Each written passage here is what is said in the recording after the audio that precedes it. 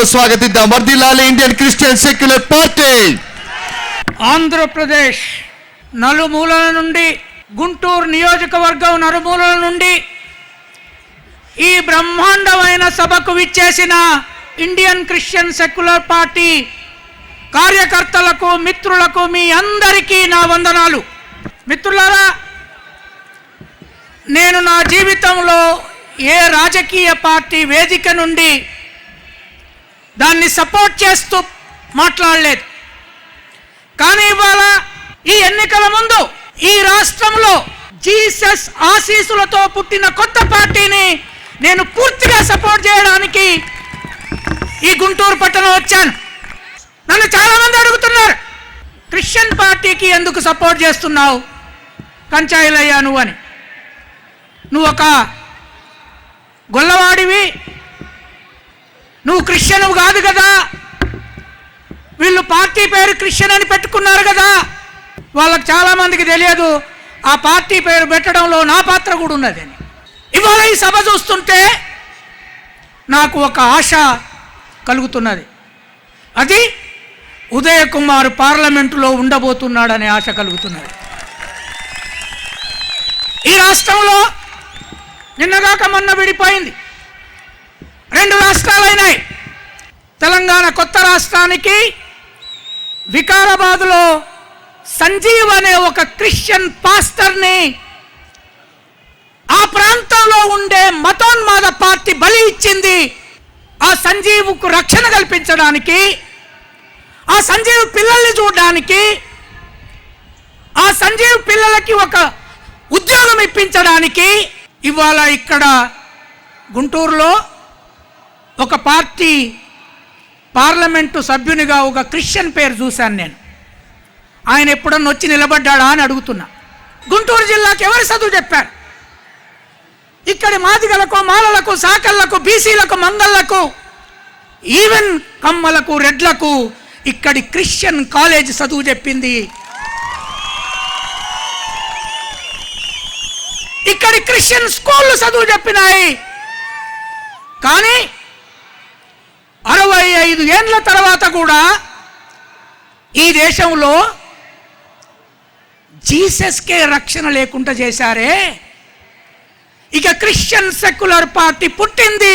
క్రైస్తవులు పార్లమెంట్లో, అసెంబ్లీలో, పంచాయతీలలో క్రైస్తవులుగా మాత్రమే ఉండరు. ఈ దేశానికి ఇప్పుడు ఒక కొత్త ప్రధానమంత్రి రాబోతున్నాడు. ఆయన ఛాయ్పై చర్చ అని ఛాయ్ మీద చర్చ చేస్తున్నాడు. నేను మొన్ననే ఒక వ్యాసం రాశాను. అయ్యా, ఛాయ్ నీ గుజరాత్లో పుట్టిందా? ఛాయ్ చైనాలో పుట్టింది. మరి చైనాలో పుట్టినని ఆ ఛాయ్ను నాదంటావు? జీసస్కు దేశము లేదు. జీసస్ ప్రపంచంలో పుట్టిన జీసస్ను, క్రిస్టియానిటీని ఈ భారతదేశంగా ఎందుకు ఒప్పుకుంటలేవు నువ్వు?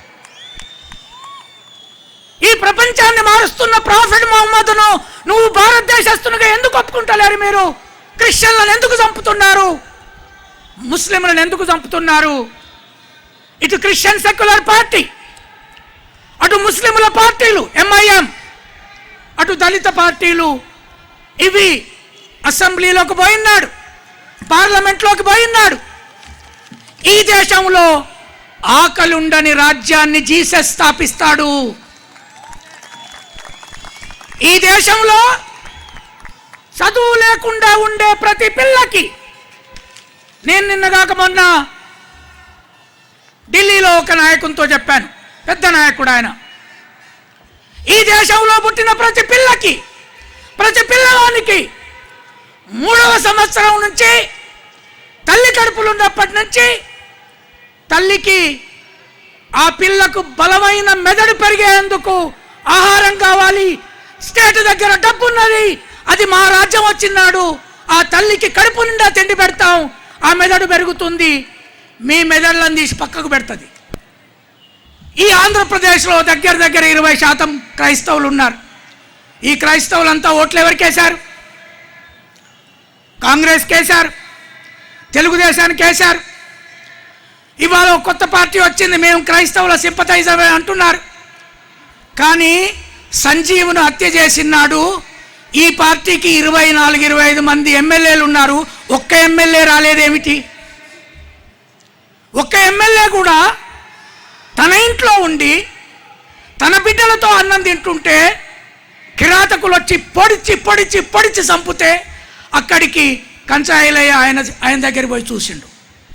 ఆయనకి ప్రపంచంలో జీసస్ అండ ఉన్నది, దేవుని అండ ఉన్నది, కానీ అసెంబ్లీలో అండలేదు, పార్లమెంట్లో అండలేదు. అందుకని ఉదయ్ కుమార్ లాంటి వాళ్ళు ఈ మొత్తం 2 రాష్ట్రాల్లో ఉన్న 42 పార్లమెంట్లలో 42 మందిని పెట్టి పార్లమెంటుకు పంపినాడు. పరిస్థితి ఏమైందో ఆలోచించండి. ఈ 2 రాష్ట్రాలలో ఇటు 175 అటు 119.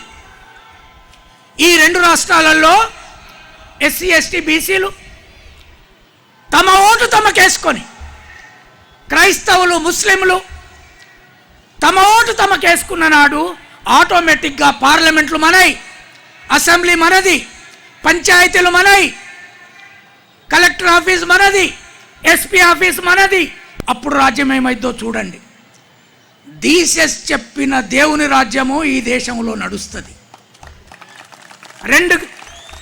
4 కాళ్ళ మీద నడుస్తుంది. అందుకోసం క్రిస్టియన్లు 1వ శతాబ్దం నుంచి ఈనాటి వరకు గొర్రెలు దేశం నిండా ఉన్నాయి, గొర్రెల కాపరి లేకుండా బతికారు. ఇవాళ క్రిస్టియన్ సెక్యులర్ పార్టీ గొర్రెల కాపరిగా వచ్చింది. ఇది అసెంబ్లీలో నిలబడితే, ఇది పార్లమెంట్లో నిలబడితే పరిస్థితి పూర్తిగా మారుతుంది. ఒక్క పాస్టర్ మీద చెయ్యయ్యారు. ఈ దేశంలో ఎంత కిరాతకత్వం! మీ ఎమ్మెల్యేలను, మీ ఎంపీలను మైనారిటీల కోసం మాట్లాడనివ్వనప్పుడు వాళ్ళను మీ జీతగాళ్ళుగా చేసుకొని అసెంబ్లీలో పార్లమెంట్లో తయారు చేసినప్పుడు ఈ దిక్కులేని ప్రజలకు వీళ్ళు నాగళ్ళు దుంతారు, వీళ్ళు కోతలు కోస్తారు, వీళ్ళు పంటలు పండిస్తారు. మీరు ధనాన్ని ప్రోగు చేసుకొని ఈ దేశాన్ని మీద పెత్తనం చేసి ఈ దేశంలో ఒక ప్రజాస్వామిక వ్యవస్థ లేని దేశంగా తయారు చేశాడు. అందుకే జీసస్ ఇక్కడ ఒక క్రిస్టియన్ పార్టీని స్థాపించమని ఆదేశించాడు. ఇది దేవుని ఆదేశం. చాలామంది బెదిరించారు. ఎట్లా పెడతారు క్రిస్టియన్లు? ఎన్ని సమస్యలు ఉంటాయి? అవును, క్రైస్తవులు ప్రపంచంలో మానవులను మార్చడానికి హత్యలకు గురయ్యారు, రాజుల బలికి గురయ్యారు, బోన్లో వేసి సింహాలు వేసి చంపేశారు. కానీ క్రైస్తవులు దేవుని మాట ప్రజలకు చెప్పకుండా ఆగలే. ఈ ప్రపంచమంతా దేవుని మాట పాకింది. ఇవాళ ఇండియన్ క్రిస్టియన్ సెక్యులర్ పార్టీని ఆపగలుగుతారా మీరు? నేను ఒకటే చెప్తున్నాను, ఎవరైతే మానవుల కోసం, ఏ దేవుడైతే ఈ మానవులందరినీ నేను భూమి మీద సమానంగా పుట్టించాను, ఇక్కడ ఒక మాదిగ లేడు, ఒక మాల లేడు, ఒక రెడ్డి లేడు, ఒక బ్రాహ్మణ్ లేడు, మానవులంతా సమానమే అని చెప్పగలిగే రాజకీయ పార్టీ వచ్చినాడు. ఈ గ్రామాలలో అన్టచబిలిటీని 1000 గజాల్లో బంద పెడతాము. ఈ గ్రామాలలో క్రైస్తవులు తలెత్తుకొని తిరగలేనప్పుడు, ఒక క్రైస్తవుడు ఆత్మగౌరవంతో బతకలేనప్పుడు జీసస్ కూడా తలెత్తుకొని తిరగలేని పరిస్థితి అన్నమాట. ఆత్మగౌరవం లేకుండా జీసస్ను బతికించిన పరిస్థితి ఉన్నది. ప్రపంచంలో ఏ ప్రాఫెట్ కూడా జీసస్ లాగా అంటరాని వాళ్ళ కోసము, గుడ్డోళ్ళ కోసము, కుంటోళ్ళ కోసము, తిండి లేని వాళ్ళ కోసము పనిచేసిన ప్రాఫెట్ ఎవరు లేరు. ఆ జీసస్కే రక్షణ లేని పరిస్థితి దేశంలో వచ్చినప్పుడు ఇండియన్ క్రిస్టియన్ సెక్యులర్ పార్టీ ఖచ్చితంగా ఈ దేశ ప్రజల మధ్య పనిచేసి ఇక్కడ ఒక నిజమైన ప్రజాస్వామ్యాన్ని, ఒక నిజమైన పార్లమెంటును, ఒక నిజమైన అసెంబ్లీని ఇక్కడ స్థాపిస్తాం. ఆనాడు మాదిగ, మాల, చాకలి, మంగలి, క్రిస్టియన్, ముస్లిములు బాయి అని తిరగలుగుతారు. అది ఇండియన్ క్రిస్టియన్ పార్టీ, ఎంఐఎం లాంటి ముస్లిం పార్టీ లేదా వెల్ఫేర్ లాంటి ముస్లిం పార్టీ వచ్చినాడు ఈ దేశం సంపూర్ణంగా మారుతుంది. ఇక్కడ ఒక సర్వ సమాన మానవ సమాజం, ఒక సోషలిస్టు దృక్పథంతో నడిచే రాజ్యం వస్తుంది. అందుకే అంబేద్కర్, అందుకే మహాత్మా పూలే, అందుకే మదర్ తెరేసా. మదర్ తెరేసాను మించిన మానవమూర్తి ఈ దేశంలో ఎవరైనా ఉన్నారా? ఈ క్రిస్టియన్ సెక్యులర్ పార్టీ ఎన్నికల తర్వాత ఉంటుందా అని కొంతమంది అడుగుతున్నారు. ఇది ఈ దేశ చరిత్ర ఉన్నంత కాలం ఉంటుంది, ఈ భూమి ఉన్నంత కాలం ఉంటుంది. నేనేం చేస్తాను అంటే రేపు వచ్చే ఎన్నికల్లో సికింద్రాబాద్లో ఇండియన్ క్రిస్టియన్ సెక్యులర్ పార్టీ అభ్యర్థికి ఓటేస్తా. ఓటు మీరు ఇప్పుడు ఈ పార్టీకి మీటింగ్ వచ్చిన వాళ్ళు ఎంతమంది ఈ పార్టీకి ఓటేస్తారో చెప్పండి, చేతులు లేవండి.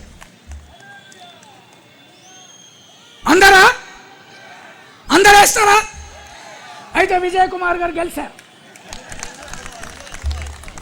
ఉదయ్ కుమార్ గారు గెలిచారు. నాకు చాలా గర్వంగా ఉంది. పార్టీ పుట్టి నెల రోజులు కూడా కాలేదు, కానీ గుంటూరులో గెలవబోతున్నామనే సందేశం వచ్చేసింది. ఉదయ్ కుమార్ గారికి ఒక్క క్రైస్తవులే కాదు, మిగతా దళితులు, మిగతా బీసీలు, ఇక్కడున్న మొత్తం ముస్లింలు కూడా ఉదయ్ కుమార్ గారికి ఓటేయాలి. అది మన సంబంధం, అది జీసస్కు, ప్రాఫెట్ మహమ్మద్కు ఉన్న సంబంధం. ఆ సంబంధంతో ఖచ్చితంగా మైనారిటీలు ఒక ఐక్య పోరాటాన్ని ఈ దేశంలో చేసి మన హక్కుల సాధన, మన పిల్లల భవిష్యత్తు ఇప్పుడు వెలిగించిన జ్యోతుల్లాగా మన పిల్లల జీవితాలు వెలగాలి. ఒక్క క్రైస్తవును కానీ ఒక్క ముస్లింలు కానీ చంపితే వేలాది మంది మీ రోడ్ల మీదకి వచ్చి జ్యోతి పట్టుకొని వాళ్ళను ఓడించే రోజులు రావాలి. గుంటూరు జిల్లా రోడ్లన్నీ కూడా సమాజం జ్యోతులు పట్టుకొని తిరిగే రోజు వస్తుంది. ఆ రోజు దూరం లేదు. కనుక ఇవాళ ఈ బహిరంగ సభను జయప్రదం చేసి ఉదయ్ కుమార్ను పార్లమెంటుకు పంపుతున్నందుకు మీ అందరికీ ధన్యవాదాలు చెప్తూ ముగిస్తున్నాను.